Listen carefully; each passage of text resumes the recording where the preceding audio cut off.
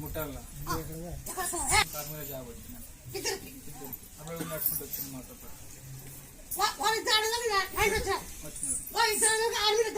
వచ్చింది